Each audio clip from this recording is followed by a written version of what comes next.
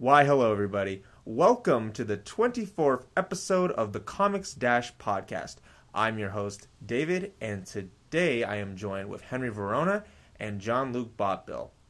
So, this is actually being recorded right now after the episode was actually recorded because the very first 5 minutes or so had some recording problems. However, the rest of it went smoothly, and I will just lead you into that. Hope you guys enjoy the rest of this episode. Thank you.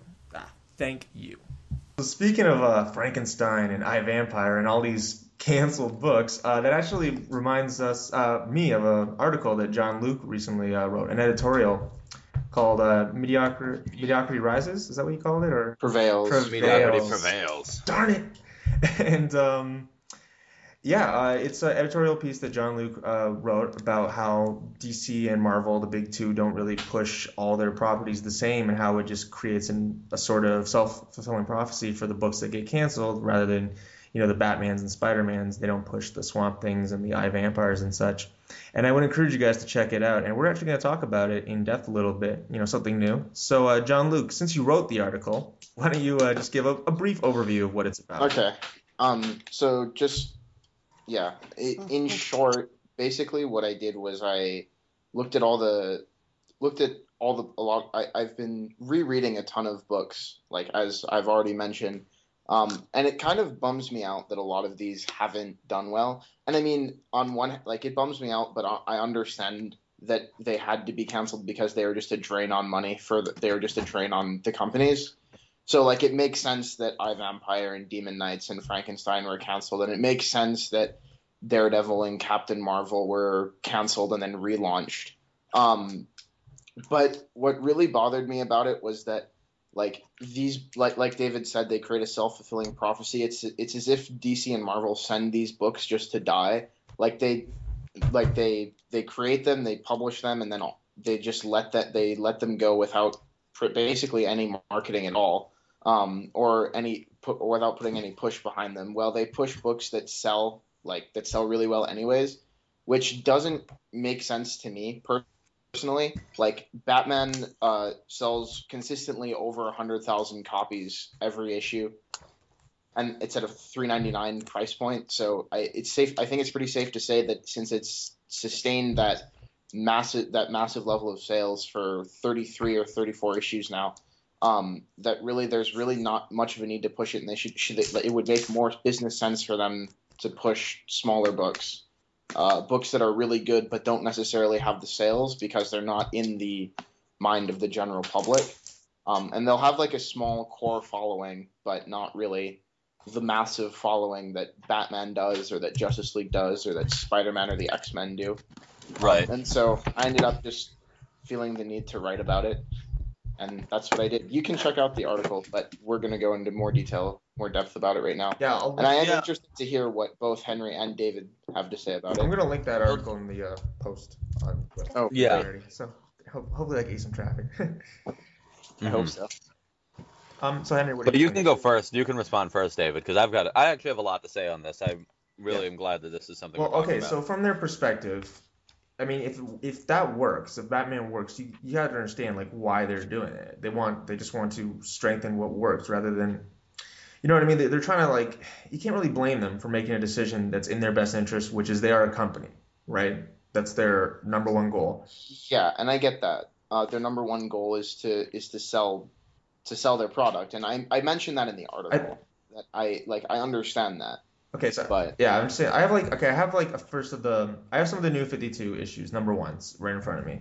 So I'm actually just going through Justice League, and I'm just going through to see all the ads of the books they pushed. So let's see if they did make an effort. So the first ad I see for a book is Batman: The Dark Knight. So Batman, then Green Lantern number one. These are all the number ones, obviously. Superman, Wonder Woman, Aquaman. So those are the books that they pushed in that one. And then Action Comics, the first big one that came out, has an ad for, just going through it, Batman. So what Jean-Luc is saying. But then we get Green Lantern, New Guardians. And then we get, let's see what else we get. Swamp Thing. So they do. Swamp Thing doesn't surprise me, though, and that's not one that I brought up in the article, because that one actually sells way better than you would expect it to. And Aquaman. And then at the back they have a little sort of info thing on Batwing and Animal Man. So they did like, I'd say there was like some effort, but a No, of lot. course, because in the beginning they did the what's new in the new 52, and they did that for the Yeah. first. They did that for the first few months, And really, then where they were yeah. plugging every book at one point or And then another. you fast forward, and now I'm going through Justice League of America. So this is just a year and like a quarter after the New 52.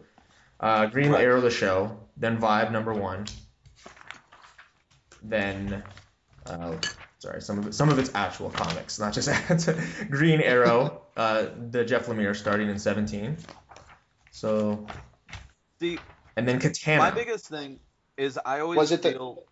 No, go ahead. Sorry. I was just gonna ask for Katana. Was it the #1? Yes, and then Batman, the trade for the Yeah. second trade, and now this one, the Justice League, the issue that just came out yesterday. Now let's see what the ads are like now. Gotham the show, then Grayson #1. Robin Rises. Okay, so we got some Batman theme going on. Teen Titans, minor connection to Batman, but still. Harley Quinn. Suicide Squad features people that were in Batman, but not really. And Arrow. There's actually and Infinite Crisis, the video game. So definitely recently it is a lot more Batman related in their ads. Here's the thing, though. If you're looking at those, you're looking at the beginning and you're looking at what happened right now.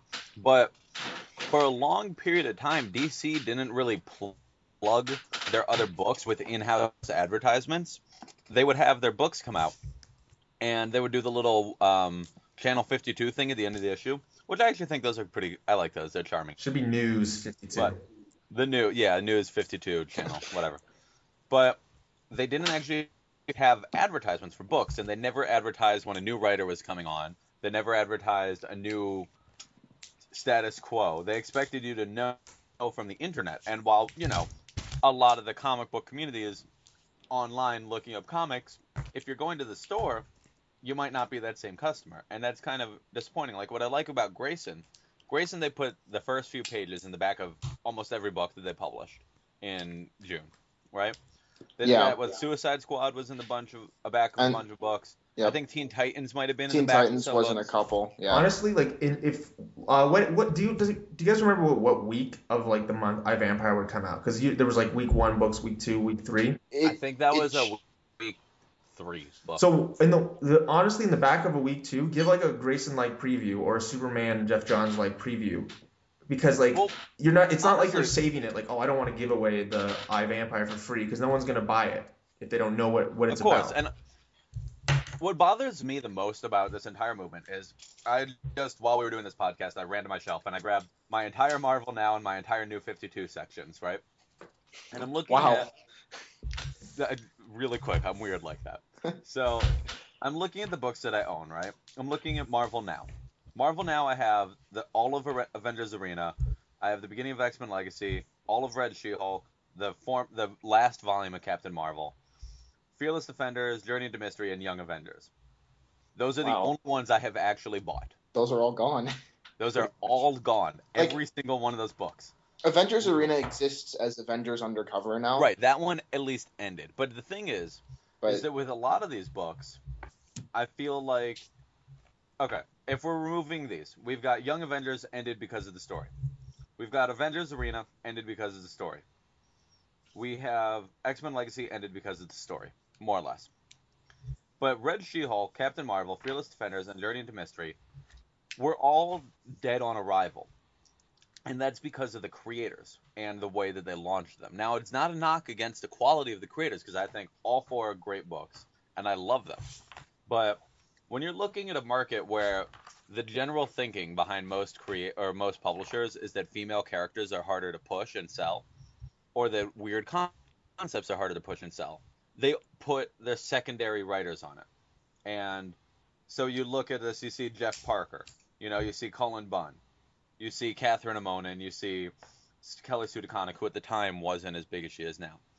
None of them are marquee names, and I think that that's where the problem starts with a lot of these books, is that the books that aren't guaranteed hits don't get a guaranteed creative team. The only reason I think that Swamp Thing had a demand because, the character was missed by a lot of fans. But who launched Swamp Thing? Scott Snyder. A lot of the people buying that book were buying that book because of Scott Snyder. Yeah, but let's say you're Scott Snyder. DC's like, well, do you want to do Batman or do you want to do Man of War? You know what I mean? Like, it's also like the creators want of course, the creators want to do stuff, but I think that they don't ever put top hot talent on the books that aren't the main books. Right now, you look at the new Suicide Squad, right? I can't remember the creative team at all. The artist. I don't know the writer's name. I don't know the artist off the top of my head. I remember that the artist did he was the guy who won the Harley Quinn contest. Yeah. That's all I can tell you about that creative team. Jeremy Roberts. That is a book that is a harder sell, and you're giving it an uphill battle when it's a harder sell and it doesn't have a creator who's going to help them. Frankenstein would have been gone in Wave 1 if not for Jeff Lemire. Yeah, that's very true. Who wrote that? That is 100% true. Yeah, Jeff Lemire wrote it. I did not know Jeff that. Lemire wrote it, and then Matt Kindt took over. Not all of it. Matt Kindt takes over books to die. Well, that's the thing, is Matt Kindt's not a big name yet.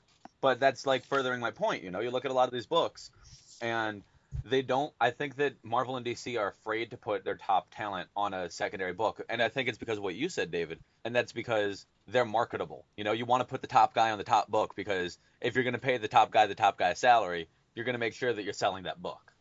So why would you take the risk and put him on a secondary title? But if you remember what I was saying in an earlier episode about the Tony Daniel, I saw him at a panel, right, and he was talking about like how he was asked to do Hawkman by the company, so they kind of pushed it on him, and they twisted his arm, and I guess they paid him enough to do it. But Hawkman and he wrote Hawkman, right? And it was a mediocre story. So like, if you're trying to put someone on something they're not interested in, maybe the quality won't be good, and then it's just defeating it even more. Oh, I completely agree. But I bet there was a creator that wanted that book. Right. I bet somewhere in that company was somebody that wanted that book. And like, I would say the thing with like using iVampire as an example, because it's one of the ones that I bring up quite a bit in the article I wrote. Like that definitely seems like a book that the creative team wanted to do, because that was with Jason Aaron wrote that, right? No, that was Fialkov. Yeah, Jason Aaron has only done one thing for DC. It was like a one shot. Fialkov and Sorrentino did that. And that was a team that seemed like, and they didn't do it the whole way. Well, Sorrentino was on it the whole way through, but Fialkov wasn't on it the whole way through. But he definitely. I thought he did. No, DeMatteis took over towards the end, didn't he? I think they co-wrote. Okay. That's probably it. But like that seemed like a creative team that was very invested in that book. And like, those aren't like Fialkov. I don't really think he's a small name, really. He was at the time, though. Now he's, because of iVampire, he got recognition. Before that, I don't know anything he's done. Yeah, that may be true. But like, but then there's like, so maybe that example is not the best. But then like Jeff Lemire, for example, he was at like, I don't remember 3 years ago, but I think that was when he was really starting to become like sort of a household name. Yeah, that was right after, because Jeff Lemire that was when he was still doing Sweet Tooth, and that was when Sweet Tooth was hot. Yep. And he had just finished a run on on Superboy. Right. That was also very good. Yeah, and so that was like him being a rising star. And he was also doing, Jeff Lemire was doing Animal Man and Frankenstein. And those were Dark. And well, he didn't start with Dark, though. That's the thing. They put him on Dark because they started to realize that he was a marketable name. Right. Also, Dark was iffy. But I think that the thing is, you can tell when a creator wants to do a book, because you read that book and you can feel a different level in it. Like reading World's Finest, Paul Levitz wanted that book, and you can tell that he wrote that book because he loved the characters and he wanted this story to be told. It's like, it's even like Gail Simone with Batgirl. There's a reason that she took Batgirl, and that's because she felt she was the one who could best handle it, and she wanted it. She wanted it within reason. Right. She really wanted an Oracle book, but yeah. She took what she could get, I guess. Which that's another bummer, but that's even kind of another different topic. But like, I mean, I'm still at the point where I understand canceling things in terms of sales, and but I don't. Like, it doesn't make sense, at least to me, and I know I'm not an executive at DC or Marvel, but it doesn't make sense to me not to push books that aren't selling. Because exactly, you should try to save. Like, sometimes you have to release a product. Sometimes you look at a book and you go, all right, this isn't going to work. Grifter, that's not going to sell. Yeah, sorry, that wasn't War. Sorry, Men of War. You know, G.I. Zombie, hey, I know you just started, but if you're here in a year, buddy, props to you. Katana. Is that still going? Yeah. Please. No, that's done. Oh, thank God. That's done. I mean, but like, Spider-Man and Justice League and Batman and event comics and stuff, and like all the X-Men books, those are consistently in the top 20 sellers, like for the month. Like, if you look at like the past 6 months or even like the past 3 years, like even when it was Superior Spider-Man, it was still selling within the top 20. It was always it was usually in the top 10 each issue. Usually. It usually took up 2 spots in the top 10 because they would come. Yeah, that's true. Yeah. So I think that like those books are great, but I don't think that those should. But I think that it would make more sense to push some of the other books, because these books it's been proven that they're consistently going to stay in the top 20. Like, Batman's not going anywhere. That's always in the top 5. I don't think that's going to change anytime soon. So the argument to that would be does McDonald's never going to be a low seller ever. So the argument to that would be, does McDonald's need advertisements? You know what I mean? Like, so like, how far should it go? Well, you know. So I think that like event comics, I think that's something that definitely needs to be marketed, even though it's going to sell. But I would say that there are things that are more important to market, and it's not like we're taking away all the advertisements, right? Mm-hmm. Like, because DC's all one company. Like, so DC's like DC's a company that has like many different properties. So it's kind of a different thing. It's kind of a different situation than it would be with McDonald's, like you said. But it's like push the iVampires, push the Frankensteins. Like, and I know those are canceled, but it's books of those levels that I feel should be pushed, like should get more advertising. Like, Wonder Woman and Swamp Thing, give the advertising to those books, because those books are quality books. Like, they can, like, DC has the capability to look at reviews, and they can see that Wonder Woman and Swamp Thing are critically acclaimed books that don't sell, and so they should try to. I feel like they should try to push those books more than they do. Oh, of course. I mean, I think that one of the biggest things I had an issue with Marvel Now, when they did the first wave, right? They relaunched all of their books. The only books that they kept the numbering on for Marvel Now were Journey into Mystery and when Hulk became Red She-Hulk. Those books were gone within a year, and I think that a big reason was that wasn't a full launch, really, you know? Yeah. Like, if you're going to relaunch the entire company, basically, and you're going to give them all number ones, but you're not going to give a number one to the 2 books that are led by female leads. So the 2 books that have a hard sell, you're not going to give them a full launch. And I know also with She-Hulk, they thought at the time that people would stay, like the existing subscribers would stay on the book with that, but nobody did. But here's the thing, with Red Hulk, that made so much more sense to go number 1, because they were changing the whole concept. It was following Ross's daughter, not Ross. Sorry. Well, that's the same thing with Journey to Mystery. It went from Kid Loki to Sif. Why would you keep that numbering? It makes a lot of sense to go with a new number. I'm just looking through this. It made more sense than if you do it with any of the other books they relaunched. Those were the ones that made sense. Here's a lot what Jean-Luc's talking about. I'm reading this Guardians of the Galaxy comic and just going through it. The only ads they have for comics, because Marvel has a lot more corporate ads than DC. They have Wolverine 1 Month to Die, because, you know, it's a double size finale, so they want you to spend $8. And then they have the Original Sin Guardians of the Galaxy tie-in. And if you're reading this Guardians of the Galaxy comic, you're not going to not get this Guardians of the Galaxy number 18. So they should have, like, here would be a good ad spot to put on to, like, what's a new Marvel book? Captain Marvel. Captain Marvel. push that Captain Miss Marvel. Marvel. Or Superior Foes of Spider-Man. Or something. Yeah, I'm amazed Superior Foes has lasted this long. It's not getting canceled, actually. Yeah, they have an issue ridiculous. called Not Getting Canceled. And it's like it sells 17,000 copies, and it's not getting canceled, which is kind of miraculous for that book. Yeah. Well, I don't know, like, well, it's $3.99, so like that kind of offsets some of the low sales. Mm-hmm. Like that's my theory, is that like the books with the $3.99 price tag books can sell less, but they get to last longer because they're not losing as much money. Mm-hmm. I don't know. I could be completely off on that, but yeah. You know the advertisements I always find funny is at the beginning, like when the Avengers was going to come out, Marvel had on all their things like Avengers coming in coming out May 5th or whatever day it was. And then I'm just like, no one who goes to the comic book store does not know this. You know? Well, and that's the whole thing.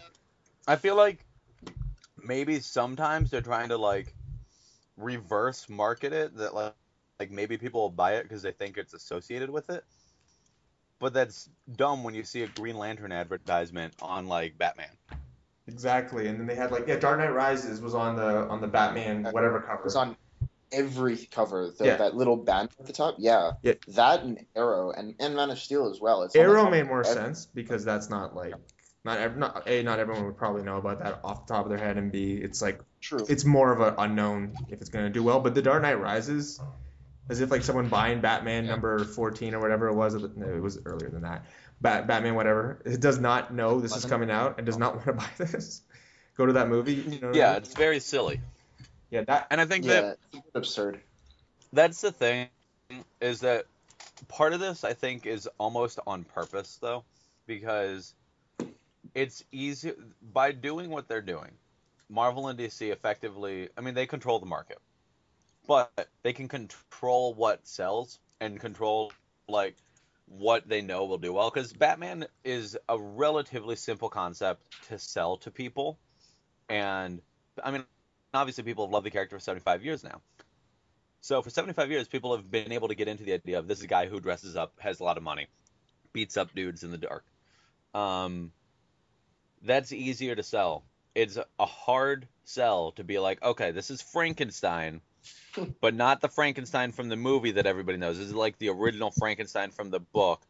By the way, he's a secret agent working alongside a Wolfman and a creature from the Black Lagoon and his ex-wife, the Bride of Frankenstein with 4 arms. That is a really difficult sell. Yeah. Or like, but you know, I think that Marvel and DC, they are both very smart at marketing. Okay, Marvel's smart at marketing. DC kind of tries. Hey. I don't know why. My friend joked that the only difference between Marvel and DC is that Marvel has a better PR, which is true in a lot of ways. They do.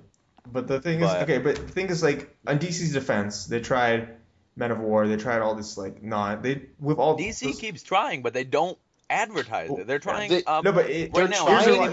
their logic. Okay, we tried Man of War, we tried GI Combat, we tried all that.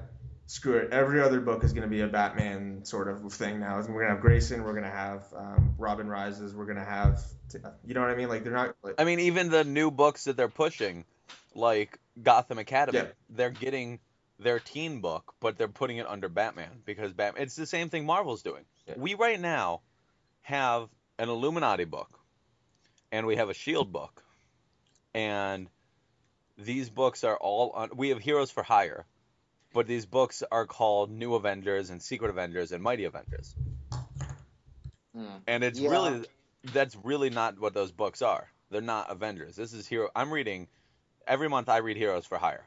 It's not Mighty Avengers, but it is because that's what will sell. So if you put Batman on it, you put Avengers on it, those are your marketable properties, and that's why it's hard for them to sell something like a vampire, because Batman's not a vampire. And you always joke about it, like, where's Batman in this? Well, that's what people think. People want Batman. I do. Yeah. Funnily enough, like, they did have a cross. Batman was in, like, the 5th issue of iVampire or something. Was it really? Yeah, if I remember correctly, because they went to Gotham, and Batman showed up for an It issue. is referenced in Detective Comics as well. It had like one of those editorial notes, those really annoying ones. Oh, like the little because he's like Alfred. Was this recent? No. Well, no, it was like Detective Comics number 7 or 6 or something like that. He's like, I met a and it's like, to see what he's talking about, read. Yeah. Like the old school Marvel ones. But I think that there's something there. I mean, I wish that companies did more like they are doing with Grayson right now, where they just preview the book in the back of a book, because it helps to get a lot of people familiar with these characters. And if you can, I mean, Jack Kirby, the good old Jack Kirby, he was of the mentality that you could sell the book on the first page. If you had good art and you had a good first page, you could sell the book. If you can get a good first page out there and you can put that on in the back of another book, you know, if you can preview Infinity Man and the Forever People in the back of Batman, that's going to give it twice the sales it would get otherwise. Yeah. And see, my comment there, I forgot Infinity Man and the Forever People exist. Like, yeah. I didn't even know that had. I knew it had been announced. I didn't even know it had come out yet. But I guess that's just a testament to like how even people like me and other like hardcore comic book fans, like, or not hardcore comic book fans, but people who are generally into who generally read the more fringe books. Like, I mean, I read a lot of indie books and I try to read a lot of more fringe books than the big sellers. Don't even know that some of this stuff is coming out. Like, man, like. I read like the lowest selling books on the Diamonds. Like if you look at the Diamonds like 300 or whatever. Top 300. I'm like reading all the stuff at the bottom, but I didn't even know that Infinity Man and the Forever People even exist. That even had come out, and that's kind of a bummer because that very well may be a good book and a very good. DC's done good work with their with their Jack Kirby books. Like Dan DiDio's writing it. And normally that wouldn't be a good thing, but OMAC was actually really good. OMAC was great. But, so, you know, I mean, it's kind of a bummer. Not enough Batman, but... Oh, yeah, that's a problem with most books. Yeah. Like, all the ones. With me, what I read from Marvel and DC, my books last maybe 2 years. You know, I can't remember the last... Like, other than Spider-Man and... Batwoman and Red Hood. Most of the books I read at the start of the New 52 are gone. Well, I hate thinking about this because I'm the same way, and it really bums me out every time I think about that. I'm like, oh well, at least I have Wonder Woman, and that's like and Batman, which I do read, but those are really the only two books that I've really loved since the beginning of the New 52 that are still around. Yeah, I mean, it's like you said. Comics are a business. True. So would it be? How much do you think is this on the fans though? Because you know you do vote with your wallet or your dollar or whatever however you want to phrase it. So I think it's more on the fans than it is the publishers. I don't. I honestly don't. I mean, that's a little bold for me to say, but. I mean, you look at it. Well, to an extent, like the publishers are like, well, you didn't buy Static Shock or Men of War, but like, oh, here are these books at the back. Don't worry about them. We'll put them in the back of the shelf all the time. Yeah, you didn't buy them. Sorry, Batman Forever. I think it's unfair to blame the consumers for buying something they don't know exists. Like I don't like when I'm talking to people about comics, like within my circle of friends or online or whatever, and they're not they didn't read I Vampire, but they also didn't know I Vampire existed until I shoved the first trade into their face and I'm like, read this right now because it's amazing. Like, exactly. I can't really blame them for not buying it because they didn't know it existed. I Vampire had like a kind of an unfair problem in the cover. The first cover was a good cover artistically wise, but like was that right at the time of Twilight was in its they were marketing it's a very Twilighty like cover, so that could have turned off just a lot of people. Maybe if they didn't like it, because I don't think Twilight fans are comic book fans. Also it looked. I mean, it was called I Vampire, and it was weird because it was like it was trying to piggyback on the success of I, Robot and I, Zombie, because I, Zombie was doing pretty good around then. And then it was trying to market itself like that was just weird. But I think Yeah. the thing is, with other books, there are a lot of books that people get up in arms about getting canceled, but they weren't buying it. And that's when it gets to me. Is Gail Simone pointed this out on her Tumblr forever ago, that she goes online and she sees nonstop images of Stephanie Brown as Batgirl, and she sees all these pictures from Red Robin, and she sees all the stuff from Birds of Prey, and she goes, okay, but here's the thing. How many of you bought it? Yeah. How many of you bought it, and how many of you read it online? I mean, because that's what I think. I have well, one friend, great friend, always complains for years. Every book he loves gets canceled, but he doesn't buy a single one of them. He reads them online. Yeah, well, and I wasn't reading comics when Batgirl came out, and when the Stephanie Brown Batgirl came out, I wasn't reading monthlies. And like I bought the trades like after it came out, and after a long hunt through used bookstores for them. Like the thing is there though, like I mean, a lot of people probably do complain about that, but I think that there are a lot of people who are in the situation where they like me, in that I'm really bummed about the fact that got canceled and I wasn't buying it when it came out. But I think that like, I'm still bummed. Like I still wish that it hadn't gotten canceled. But you know, that's kind of different. Like that's not. I'm not like torrenting. No, and I think that also part of it. Yeah, part of it is the retailers too, because the retailer, and it's not their fault. I can't blame them, but the retailers buy more Batman than they do iVampire. They do not buy a lot of iVampire. So then the people that are reading it buy it, and then it's not there anymore. Yeah, I understand, Jean-Luc. You got to go, right? I do. All right, so thanks for helping us out with the podcast, and be sure to follow Jean-Luc on Twitter at ARC_519. I'm still so happy that you decided to write that down. Actually, it's all up in here, but you can't see what I'm pointing to. Awesome. And so that's great. He wrote it on his ceiling. He's like, it's right there. It's all up there. Anyway, so catch you later, Jean-Luc, and thanks for coming on. Well, thanks for listening, guys, and I'll talk to you later. Check out my article. Yes, please do that. It's a good article. Yeah. Okay. Bye. Yeah, I'm so with you, Henry, on that because was Superior Foes of Spider-Man. I'm like on this Facebook group that I frequent about comics. I want to check out the first trade come out. Come on, buy it, guys. Sorry, this issue was so good. They're like, I'll trade wait. I'm like, no, don't buy all the back. You can't. There are a lot of books that I buy and trade, but if I know a book is not selling well, and I've talked about this before, way back when, but if I know a book isn't selling well, I'm going to buy that before I buy Batman because they need my money.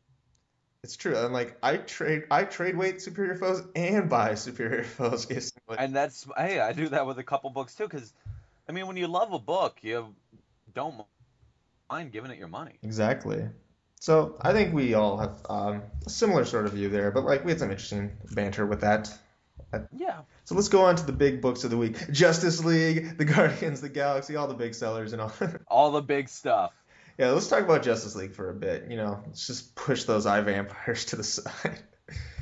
Yeah. I don't like vampires. Yeah, so I like heroes and villains masquerading as heroes. Exactly. So, little known creator Geoff Johns and Doug Mahnke did this issue, Justice League 32. Whoa, they're behind, aren't they? They're behind because they got delayed because of Forever Evil, but they've been putting them out quicker. So I think we got 2 issues of Justice League this month. Mm-hmm. And I think we're getting 2 next month. Okay. Because they had to push it back because Forever Evil got delayed, and since it dealt with the fallout of Forever Evil, I think that's why they got pushed back. So what did you think of issue number 32, featuring, spoilers for everything we talk about, featuring the Doom Patrol with Elemental Woman, former Justice League member for like 2 minutes. For like 30 seconds. Exactly. Literally just like an issue like, okay, you're on the Justice League, let's go to the Trinity War. Yeah. We need you in this book because we promised it a year ago on a picture. And this also deals with the new Green Lantern, or new Power Ring, however you want to call it, Jessica Cruz. So I think this is an interesting issue. It also has your boy, Captain Cold. It does have my boy, Captain Cold. But, yeah, this was good for me. I got to catch up on Justice League. And may I say, first off, I really like this design for Power Ring. I keep wanting to call her Ion, even though that's a Green Lantern thing, like a totally different thing. I keep looking at her and thinking Ion for some reason. But I think it's really cool what they've been doing with the character, and I'm really glad to see the Doom Patrol popping up in DC. I think the Doom Patrol is just one of the cooler like concepts in a way, because the Doom Patrol is like really screwed up, and they're not good people. I mean, they kind of are, but they're kind of not. I hate the Doctor, like Niles Calder. I don't think you're supposed to like him. No, but like I've never liked him, like ever. And people are like, no, he's the hero, he's the chief, and I'm like, he's a dick. But yeah, it was really good. You know, it's nice to see where they're going with this, and it's really cool seeing just the dynamic that we have on the team now. You know, I like how in the panel the Justice League shows up. Everyone else is saving like people, and the Flash is saving pets. Not that pets aren't important, but I just found that funny. He's like, gotta save the animals. Yeah. I love the Flash. But Superman's carrying 3 human beings. Flash is carrying a dog and a cat. Yeah, he's got them like he's palming a person. Like he's just got them by like the scruff of their neck. He's ready to dunk them. Yeah. Flash, don't worry, Soups, I got this cat. Yeah. But I'm really enjoying the book. I think that it's really neat. It's cool to see where this is going, and I'm really curious to see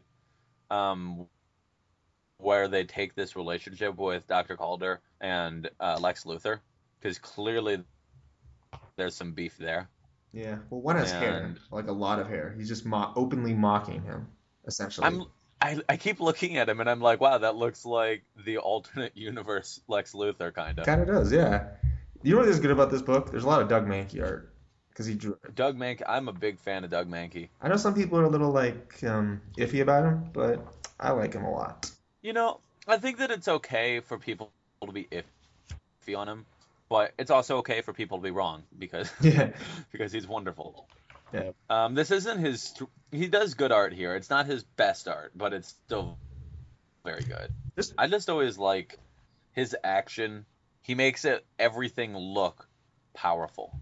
Yes, indeed. Also, we have a glimpse of one of the crime syndicate in this, with Superwoman is her name, I guess. Yeah. Yeah, Superwoman with her, like... Okay, evil Wonder Woman.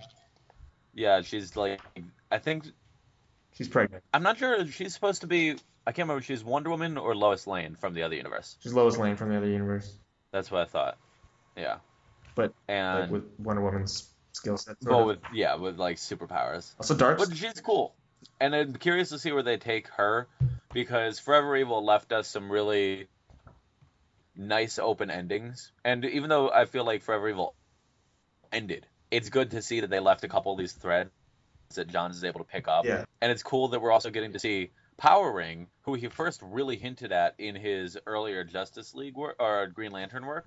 And maybe, here's a thought, food for thought. I mean, it's not like an original thought, but did you read Green Lantern? Yeah, I've read every single issue of Geoff Johns' run. Okay.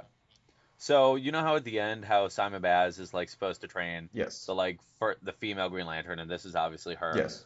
I think that the fact that Simon isn't anywhere right now means that hopefully we don't have a Green Lantern on the team. Hopefully that he'll be joining the main team soon, which I think would be really good for getting exposure to the character. Whoa, hold your horses. That's not Hal Jordan. Oh, you're right. He's not the marketable one. Sorry, just take that whole thought back. No, that's a good thought, actually. The way you said like he's not doing anything right now, I just pictured him like as like an out of work factory worker for like superheroes, just like sitting on his couch, just waiting for a phone call. Like, come on.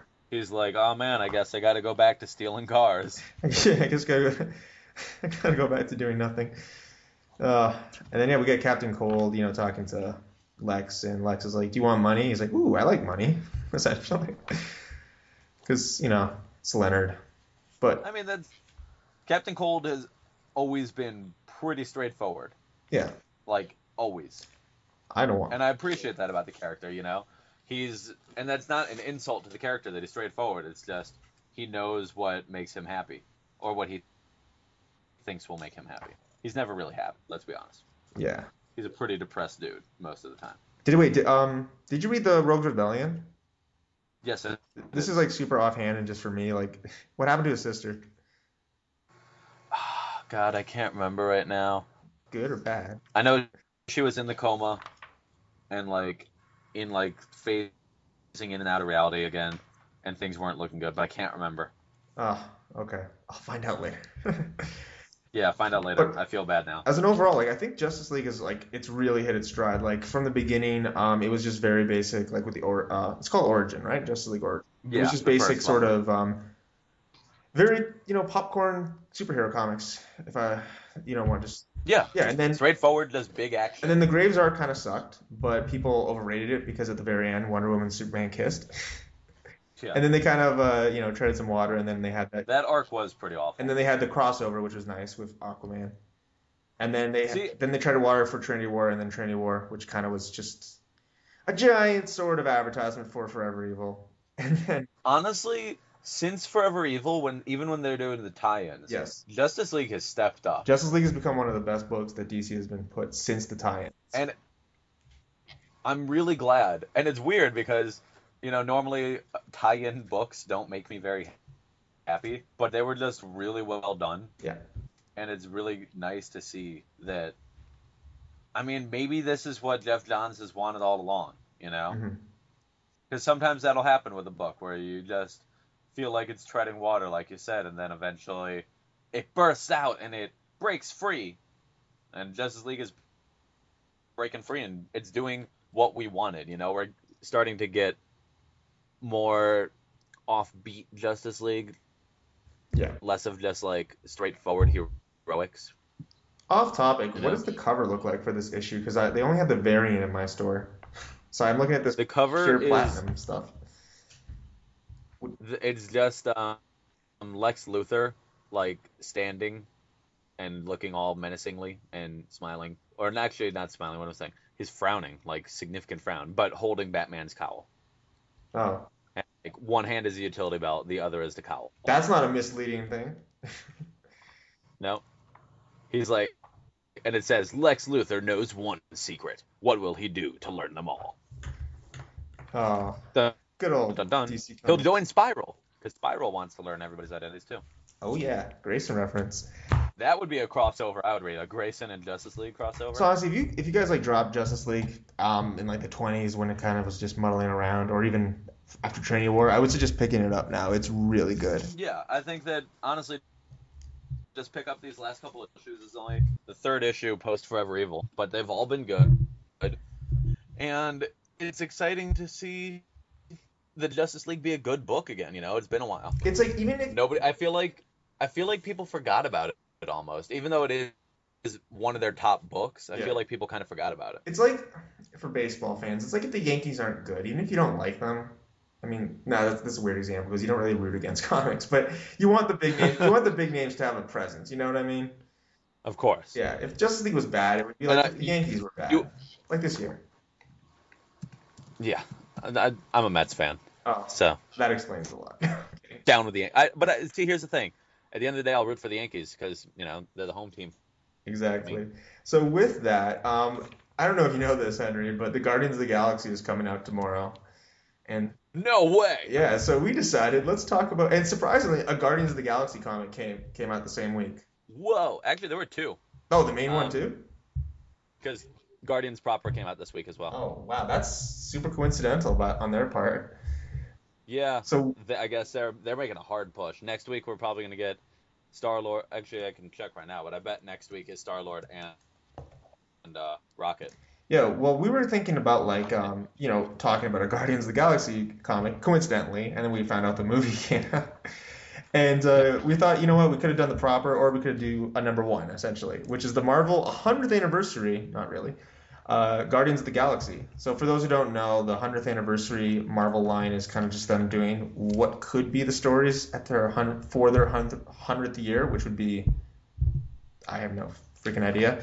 I guess it would be like 50 years from now. Okay. It's supposed to be like in 2066. This is what the book will be like. Imagine the writer, they actually like editorial in 2066 is like, you have to do this story. I would crack up. So yeah, it was, That would make me really happy. so basically they're like with no solid, they have no solid commitment to this stuff actually happening. So it's just a fun sort of like potential future. Yeah. And this issue is written by Andy Lanning and Ron Mars, and Gustavo Duarte is the artist. I'm pronouncing it like that because I believe he is Hispanic. And yeah, what did you think about this since you are a Marvel guy, sort of? Yeah. Well, the thing is, I was totally okay. I think Marvel 100th anniversary is stupid. Yeah. Like insultingly stupid. Here. I'm not a big fan.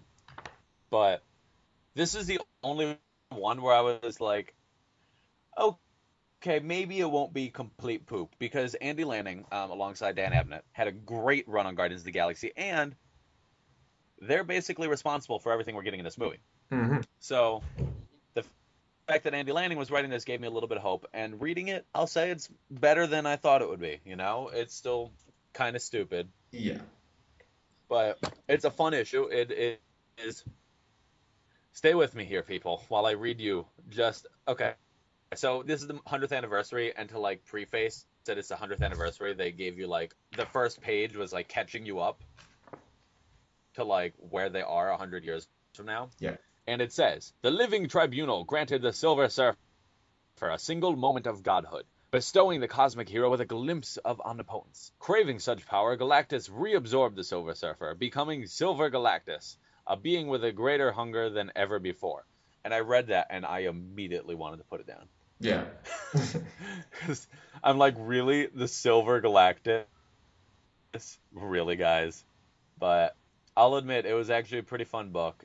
It's cool to see it play out. I mean, we're getting basically a lot of the same characters as we already know. You know, we're getting Drax, we're getting Gamora. Gamora is Star-Lord in the future. We're getting Rocket, we're getting Groot. So I'm gonna be We're honest. getting Charlie 72. I haven't read. Or 27, I mean. Sorry. No, go ahead. I haven't read any Guardians of the Galaxy before, so just curious. Like, is Drax intelligent, or is he kind of like me, big brute guy? Like, I don't really know. Okay, so Drax used to be like, I mean, he's not just a brute. He's decently smart. Okay. But I'm not saying he's Tony Stark. I'm just saying, is he like right? He can form. No, he's like not stupid. Okay. He used to look exactly as he appears here, but then a few years ago he died. He died and was like reborn as the current Drax with like a comic book character died and came back in the same comic. That makes no sense. I've never heard of that. Right. So, anyways, he comes back, and I guess at some point in the future he must have done the opposite of that and became like the Drax he used to be. Okay. But yeah, this is pretty straightforward with the characterizations. A lot of it's pretty good on. My favorite part of this book, though, by far, is that Cosmo was in this issue. Because Cosmo, for those of you who don't know, is a Russian cosmonaut, telekinetic, telepathic head of security at the Guardians of the Galaxy's headquarters known as Nowhere, which is the hollowed-out head of a celestial, which is basically like space gods. Yeah. That is a sentence I can only say about comics. Exactly. It's a Russian... Cosmo was my... Sorry, he's a Russian talking dog. He's a cosmonaut. Yeah. He's a Russian talking dog with telekinetic and telepathic powers, basically. Yeah, so... But he's my favorite character in all of Guardians of the Galaxy. By far. Mine's Venom. And I don't even read the comics. So, for me, it was really great getting to see him back, and especially because Andy Lanning was writing it, so he still had all the fun flair for anybody who's read the old Guardians of the Galaxy stuff. If you haven't, buy it now. It just got a new Ultimate Collection last week. First 12 issues. There's another one coming out. Buy it all. So good. Read it for Cosmo. Yeah. I would say, like, honestly, if your comic book store is cool with this, I don't know if some are, some aren't. Just do a flip through at the store if you're considering buying this. You know, just look at the art. Yeah. If it looks stupid to you, then I don't think you'd enjoy it, to be honest. It's a big goofy comic. It's very goofy. It's sort of childish, kind of. Yeah, at points I was really annoyed by it. Yeah, I did not really enjoy it because I'm not really that familiar with the material. Oh, if you don't know the Guardians, I mean, honestly, I don't know who would like this other than people who read the last Guardians run. Okay, then. Because if you're reading the current Guardians of the Galaxy stuff, this doesn't tie into any of that. Yeah, And this takes place in the future, and it's dealing with, Vance Astro, who hasn't been in any of the current Guardian stuff. It's dealing with like Charlie 27. And also Iron Man is basically MODOK now. Yeah. if too bad I'm the consciousness of Tony Stark because I really feel like I want to drink or something right now. Yeah. Also, like the cover of this and what the interior art looks like is way different. So just don't expect the cover. It's cartoonish to like the max in the. Yeah, I don't know who did the cover. I feel like, let me see, is that David Lopez? That would be in the credits. It is David Lopez. Oh, you got an eye for this. David Lopez, who currently does the art on Captain Marvel. Yeah. Did the cover art. But the interior artist, Gustavo, I've never seen him before. Mm-hmm. So I don't know. It's like it is kind of what it is. I didn't really like it that much, but I don't really have a familiarity with them, and it's. Even having a familiarity, it's not top notch. It's cute. It's $3.99, by the way. It's fun. Yeah, it's. Disclaimer. If you want to pay $4 for a book that does not go into continuity at all, if anything, this is the only one that maybe could, because they are doing Guardians 3000 starting in September, and they could tie that into this maybe. I doubt it, but maybe. I doubt it. Yeah, who knows? It's, from what I've seen of the other Marvel 100th anniversary books, so this is the best one. Yeah. So. Because I have not heard a single good thing about them. All right, so since Jean-Luc is gone, let's not talk about Image. Wait a minute. Rick Remender. Rick Remender did something. Okay, we have to talk about Low, Chapter 1, The Delirium of Hope, by Rick Remender, and first name of Tocchini is what? Greg Tocchini. You read this, right, Henry? I did read it. What did you think of Low, number 1? Well, it was okay. Okay. I don't know. I felt I'm not a huge Rick Remender, and I knew next to nothing about this book before picking it up. And it's all right. I think that the thing is for me is really that I'm not that interested in the creative team in any capacity. Yeah. So I think that, at least for me, that kind of made it an uphill battle. Because I'm not a big fan of Greg Tocchini's art. Tocchini, however it's pronounced. Tocchini, probably. I'm not a big fan of his art. I really did not like his art when he did FF a few years back. I really did not like it. It's significantly better here. But it's not for me. I honestly did not know what was going on at the very beginning. It was kind of because I didn't read solicits, so I had no idea. I'm just like Rick Remender, bye. But at the very end, actually, man, Rick Remender should have been writing Frankenstein.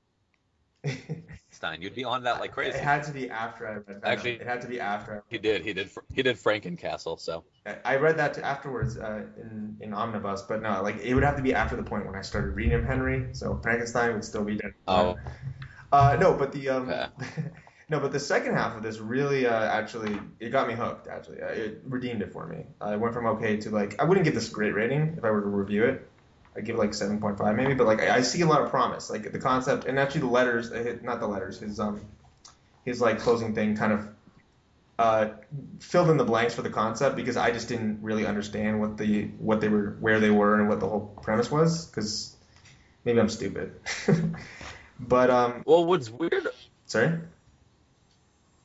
No, a weird thing about this, and maybe it could just be the copy I'm looking at, but on the letters page, all of the L's and capital I's are like bold. And maybe I'm crazy, but they all look like they're bold, and I feel like there's a secret hiding in there. like maybe the number of like lines is like code for something. I could be completely off my rocker. Hold on. Oh, you're right. Probably am. And I feel like that more likely that's a printer error, but that'd be really cool if that was like a tease. Oh my, you're right. But then again, low is also bold too. The entire when you writes the entire word of the title. I think, yeah. Yeah. Yeah. But I thought it was okay. I think it's a solid launch, but I feel like independent comics, the start is really important Yeah.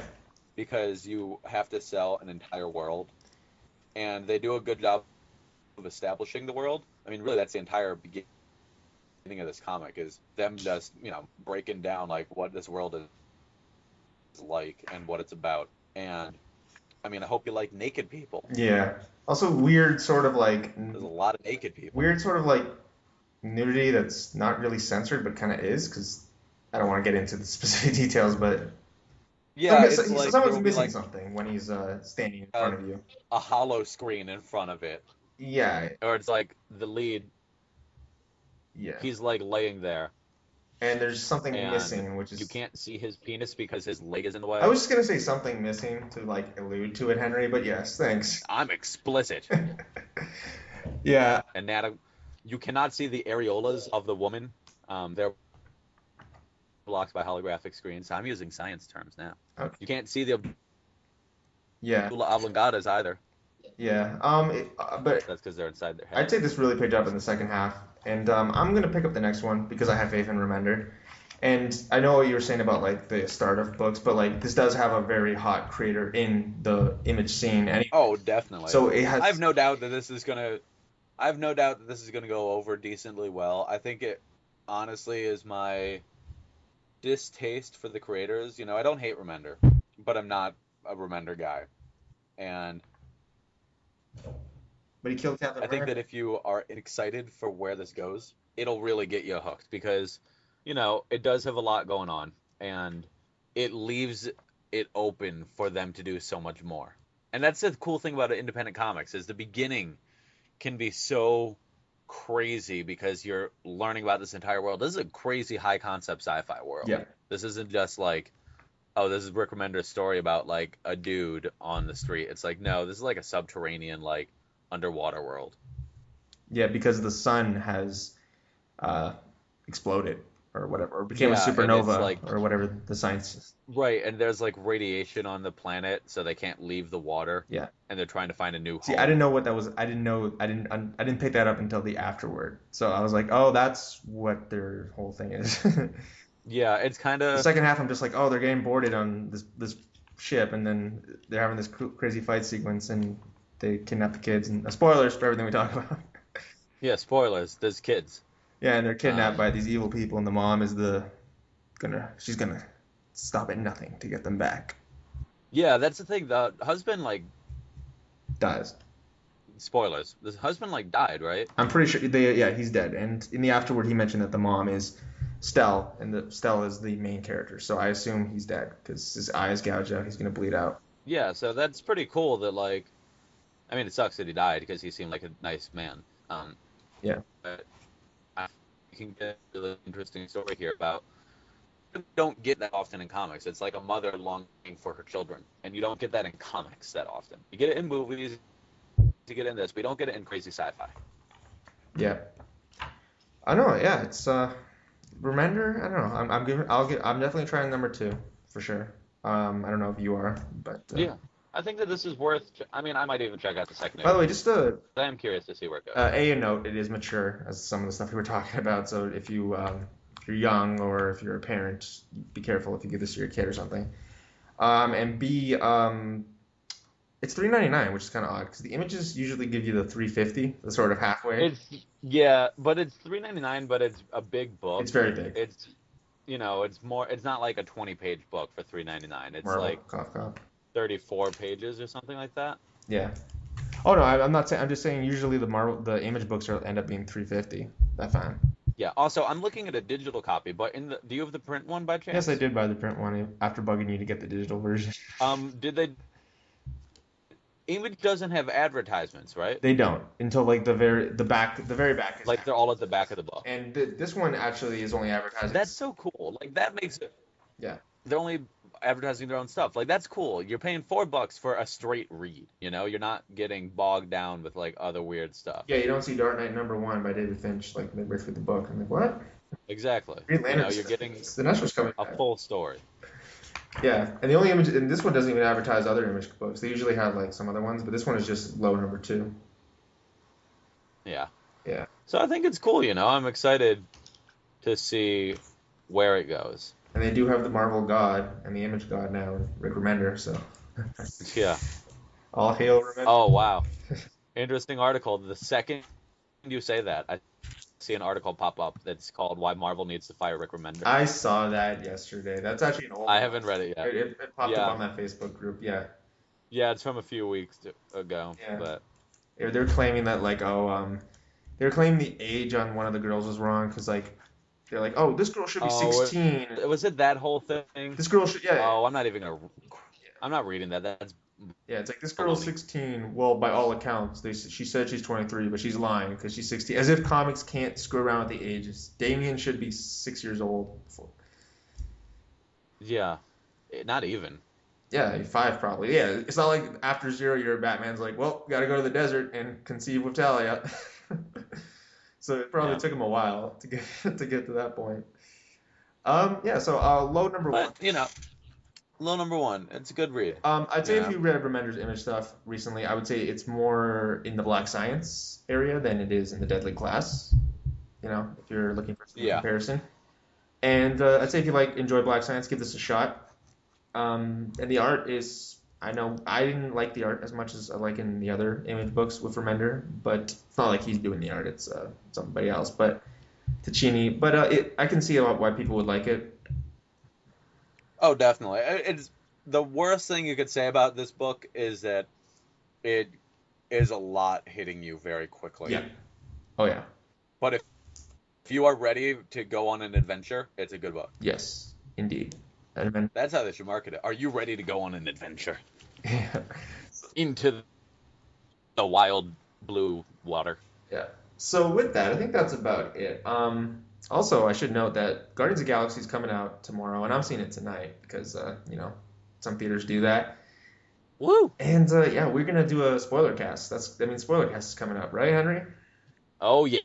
And that will probably come out potentially, we're probably going to record it Monday, so it might come out Tuesday, maybe Monday. Maybe. Yeah, we'll see. We'll record it as soon as we can. And then, I'm very excited. I know that it's going to be a movie a lot of people are interested in, and honestly, I'm not too worried about spoiling it for people because I hope that every single listener right now goes out and sees this movie. I hope they're listening to this and watching the movie somehow. Though you are ruining some of these. If you can do both. Yeah. If you have amazing concentration, you can. You just hold it up to somebody else's face during the movie. They're like, no, I love the comics, Dash, but I missed the movie. Yeah. That's what would happen. Exactly. Anyway, follow our content on WeTheNerdy.com. Follow the We the Nerdy fan group on Facebook. Is that what we call it? Mm-hmm. Yeah, and if you have any questions for us, feel free to just post that on the group, and we'll actually and also you can contact us on Twitter, any one of us, at comics-pod, at ARC_519 Jean-Luc, at David Stanius, me, and at a white Cuban Henry, and yeah. Also, what else is there to promote? Oh yeah, and please read Jean-Luc's article, which I will link in the post for this podcast. The mediocrity prevails. I was gonna say rises again. I'm like, I got Dark Knight Rises on my head. Just like what Jean-Luc was talking about. It's all Batman all the time. It's all Batman. Yeah, that was the whole point of the article. It's all about Batman. That's the name of the company, Batman Comics. Batman, Spider-Man Comics. So thanks for listening to this 24th episode of the Comics podcast. Keep your eyes on the lookout for the spoiler cast of Guardians of the Galaxy. And until next time, see ya.